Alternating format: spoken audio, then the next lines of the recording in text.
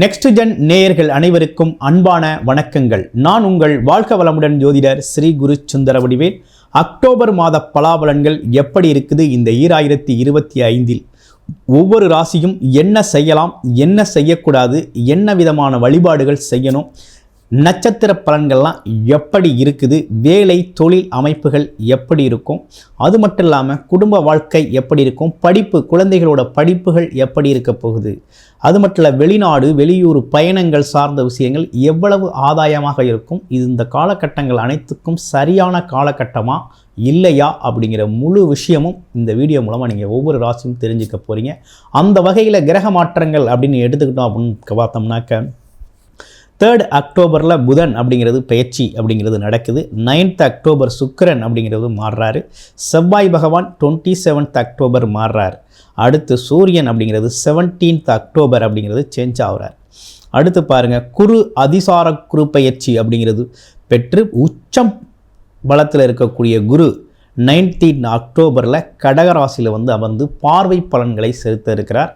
குரு பார்த்தால் கோடி நன்மை. அது மட்டும் இல்லாமல் குரு அப்படிங்கிறவர் பார்த்தீங்கன்னா பார்வையால் பலவிதமான நன்மைகளை தரக்கூடியவர். அந்த வகையில் இப்போ உங்களுடைய ராசிக்கெல்லாம் என்ன விதமான மாற்றங்கள் முன்னேற்றங்கள் இருக்குது அப்படிங்கிறத ஒவ்வொரு செக்டார் வைஸாக நம்ம பார்க்க போகிறோம். உங்களுக்கு உங்களுடைய ராசி எப்படி இருக்குது அப்படிங்கிறத இப்போ பார்த்துருவோம். மீனம் ராசி காலச்சக்கரத்தின் 12வது ராசியாக இருக்கக்கூடிய மீன ராசி அன்பர்கள், குரு பகவானின் ஆதிக்கம் பெற்ற உங்களுக்கு பார்த்தீங்கன்னாக்க முழுமையாக ஜென்மச்சனி பாதிப்பு, 7.5 சனியில் ஜென்மச்சனி பாதிப்பில் நீங்கள் இருக்கிறீங்க.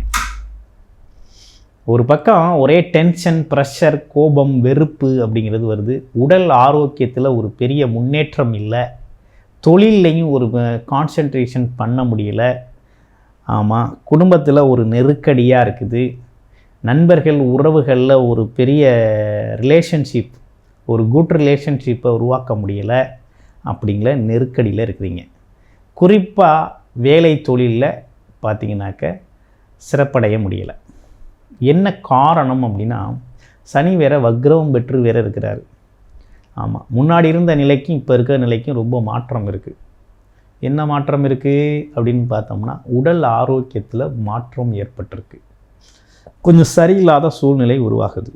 அடுத்து 6ஆம் இடத்துக்கு கேது, எங்கே வேலைக்கு போனாலும் ஒரே தடை தாமதம் ஏற்படுது. சிக்கலும் தடையுமா அப்படியே சேர்ந்தே வருது.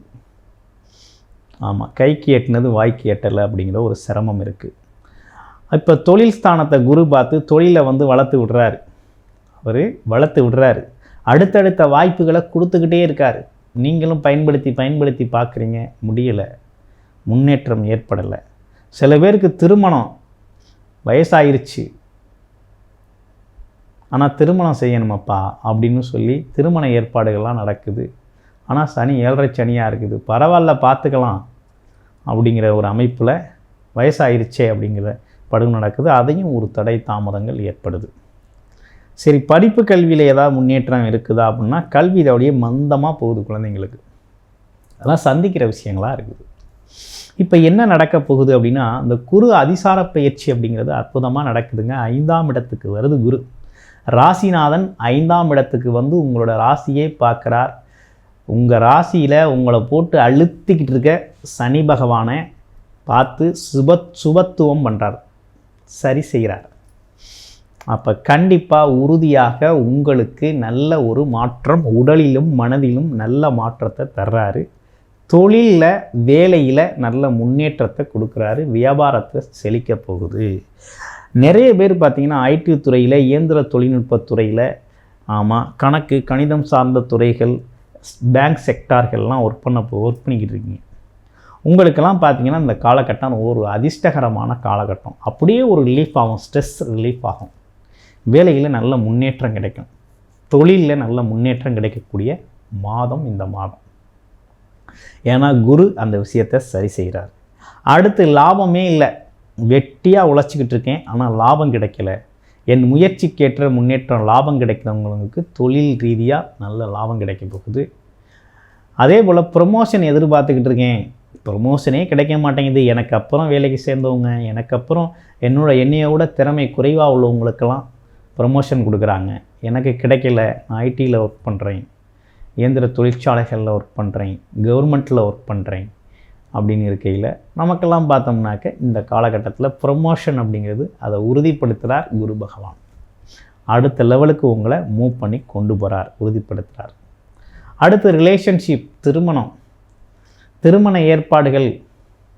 7.5 சனியில் திருமணம் செய்யலாமா அப்படிங்கிற ஒரு பக்கமும் இருக்குது. இன்னொரு பக்கம் என்னென்னு கேட்டிங்கன்னா, வயசாகிடுச்சு பணிதானே ஆகணும் அப்படின்னு ஏற்பாடு நினைக்க அதுக்கான காலம் வருதா அப்படின்னு பார்க்கையில் வருது.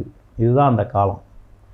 ஆமாம், இந்த ரைட் டைம் இதுதான். நீங்கள் ரிலேஷன்ஷிப்பில் இருக்கீங்க, திருமணம் ஏற்பாடு செய்யணும் அப்படின்னா இந்த காலகட்டத்தை பயன்படுத்தி திருமணம் சார்ந்த விஷயங்களை செய்யக்கூடிய அமைப்பு அப்படிங்கிறது புரட்டாசி முடிஞ்சு ஐப்பசியில் செய்யலாம்.